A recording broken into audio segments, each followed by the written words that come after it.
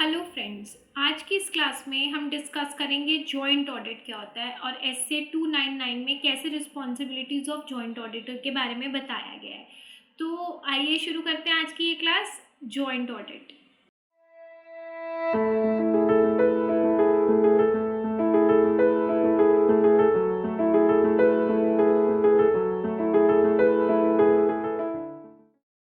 हाँ जी, joint audit का मतलब क्या होता है, यानी कि मिलकर ऑडिट करना। इसका मतलब अगर मैं हिंदी में समझाऊं तो इसका मतलब है मिलके ऑडिट करना। ऐसा किन कंपनीज में होता होगा? ऑब्वियस सी बात है, ऐसा उन कंपनीज में होगा जो बहुत बड़ी कॉरपोरेट्स होती हैं, जहाँ पे एक इंडिविजुअल चार्टर्ड अकाउंटेंट को या फर्म को अपॉइंट करना सफिशिएंट नहीं होता in order to complete the audit.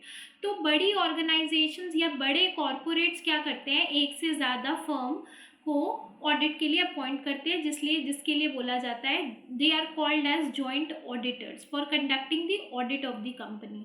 क्योंकि बड़ी ऑर्गेनाइजेशन में एक single individual audit firm is not able और sufficient to complete the audit of the company. तो बेसिकली बड़ी ऑर्गेनाइजेशन में एक से ज़्यादा ऑडिटर अपॉइंट किए जाते हैं, जिसलिए इसको बोला जाता है जॉइंट ऑडिटर्स, और जो वो ऑडिट करते हैं that will be called as joint audit.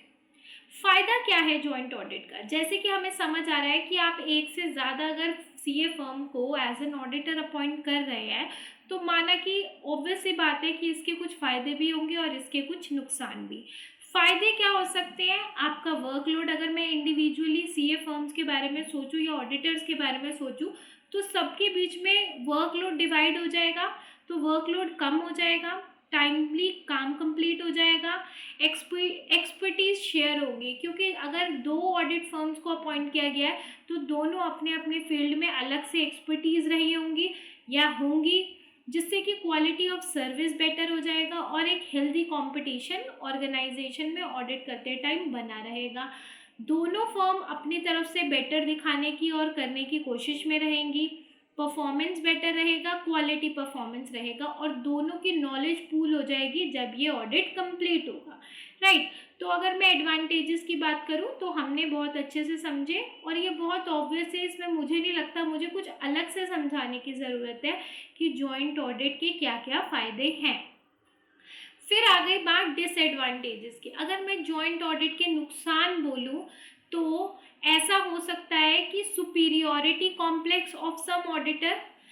दो, अगर लेट सपोज दो ऑडिट फर्म्स अपॉइंट किए, एक बहुत रिप्यूटेड है तो उस दूसरी जो दूसरी फर्म होगी उसको एक सुपीरियरिटी कॉम्प्लेक्स रहेगा कि ये हमसे बेटर है या हमसे बड़ी फर्म है।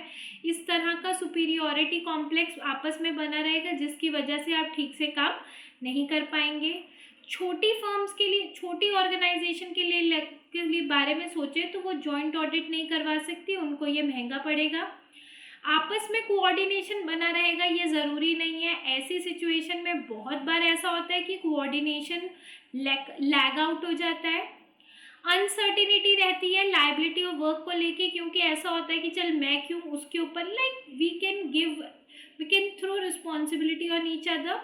एडजस्टमेंट प्रॉब्लम हो सकती है ऑडिटर्स को, और काम फिक्स करना थोड़ा सा डिफिकल्ट हो सकता है। तो इस तरह की डिसएडवांटेजेस बनी रहती है जॉइंट ऑडिट में।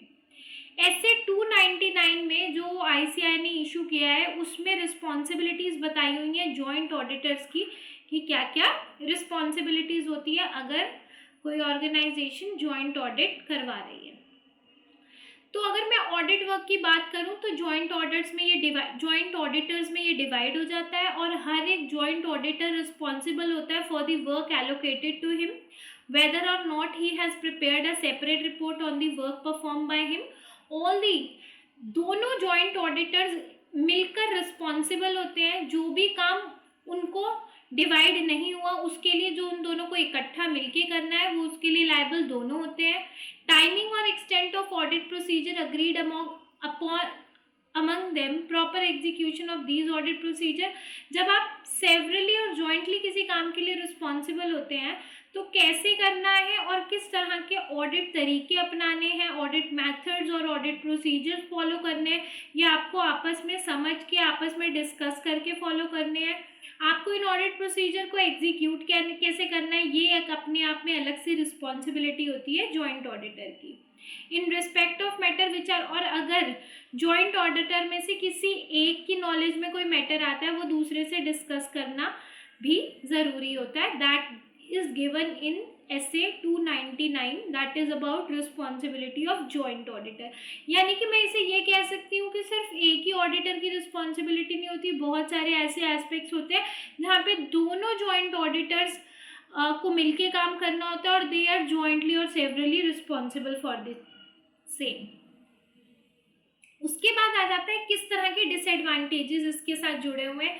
Superior complex of some auditor, जैसे हमने पढ़ा था, costly for small entity, lack of coordination, adjustment problem among the auditor, और रिस्पॉन्सिबिलिटी फिक्स करना या वर्क फिक्स करना डिफिकल्ट होता है. हमने ये पहले भी डिस्कस किया है. तो ये था आपका जॉइंट ऑडिट सेक्शन 299, जिसमें ये बताया गया है कि कैसे जॉइंट ऑडिट काम करते हैं और जॉइंट ऑडिटर्स की रिस्पॉन्सिबिलिटीज़ क्या होती है.